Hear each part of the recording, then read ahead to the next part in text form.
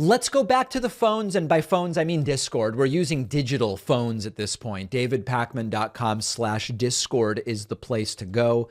Let's go to Ty from Connecticut. Ty, what is going on? Hey David.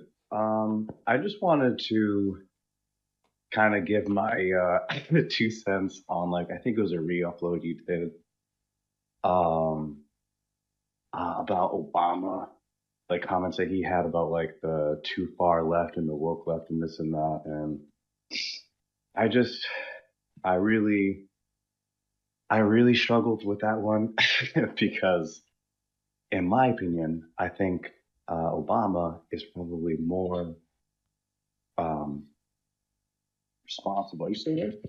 I'm still here, yeah.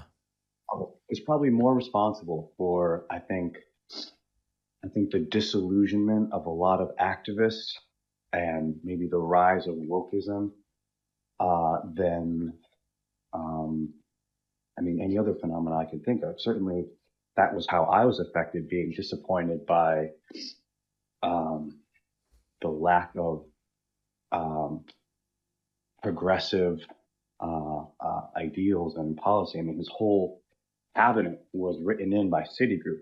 You know, he bailed out banks and not the homeowners. He continued torture.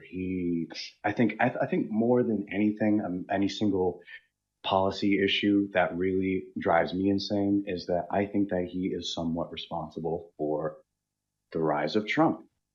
I think that he Here's was why I not. struggle with. Let's just pick one thing because you're Sure. mentioning a lot, and I don't know if a question is coming, so let me just comment on one aspect of that. It's not really a question. It's not. It's just me being displeased Yeah. with So that listen, video. I mean, here's the thing: the entire like Obama led to Trump sort of thing.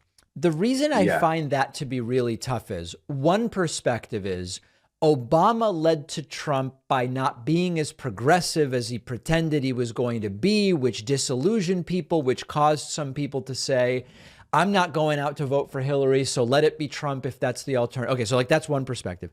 The other perspective is Obama, by being half black, allowed Trump to coalesce nativists, xenophobes, starting with the birth certificate thing, moving into the Mexican rapist thing. And so, like, Right. Right. that's a different way in which you could say Obama led to Trump, but it's just Obama's And can I? identity. It's nothing he can control. So I don't know. Well, I think there's a mix of stuff that went on. can I just add one little quick thing to that very last point? Because I wanted to touch on that Yeah, myself. sure. Is that I find him responsible for a lot of that because in in the face of that virulent, gross racism that was festering and targeted at him. I mean, the reason why Donald Trump even became a popular political figure in this modern era was because he was on Fox News every other month talking about how Obama wasn't a American because he was black. Yep. And and here's my frustration with kind of like where you're going with what Obama's saying is that was the moment we needed the wokeism. That was the moment that we needed him to call that a spade for a spade and not play around with it and joke with it like it was something funny and to bring attention to it and to have the political, historical foresight and retrospective to understand what it is that you're placating instead of having beer summits with police who murder innocent black people and Yeah, et I don't, cetera, et I cetera. think I get what you're going. I don't know that my view on it is so black and white. I think you can have the beer summit to send one signal, and then you can take seriously the birth certificate thing, and then you can joke about it at the White House Correspondents' Dinner.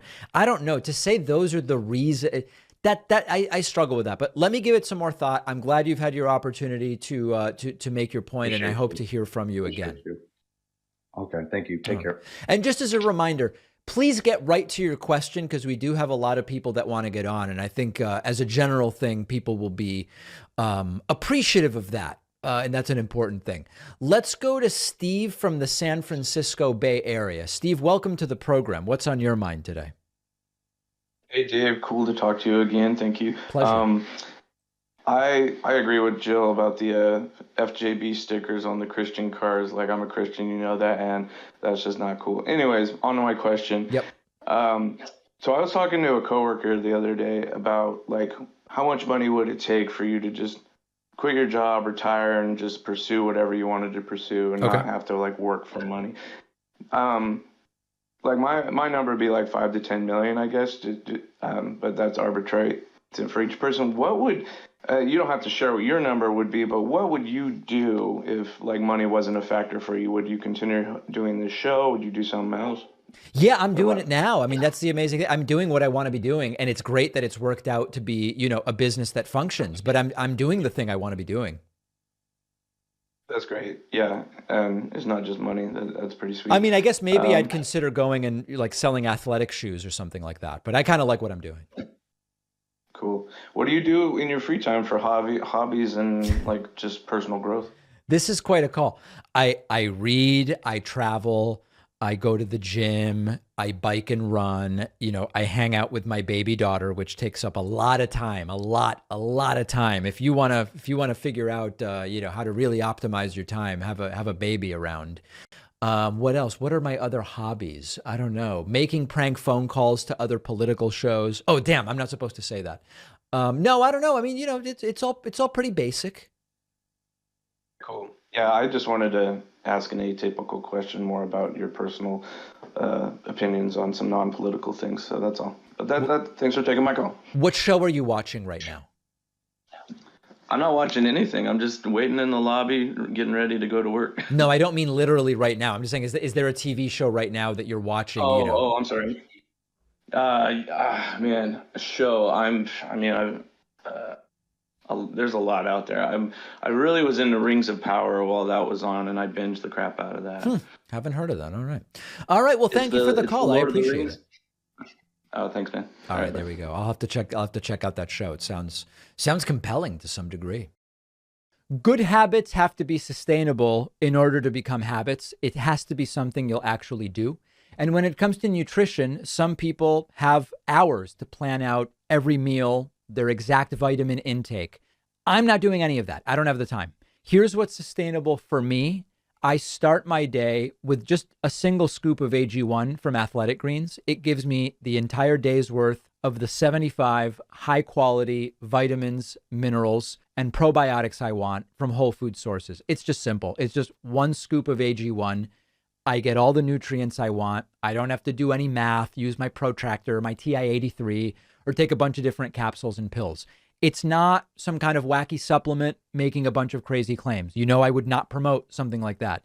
AG1 is just a simple product that does what it says it does. It gives you the daily nutrients and vitamins you likely want, vitamin A, C, E, magnesium, zinc, potassium, in one simple scoop. You keep your body nourished. You'll also get a free year supply of vitamin D, which I take in the winter, plus 5 free travel packs at athleticgreens.com/Pacman.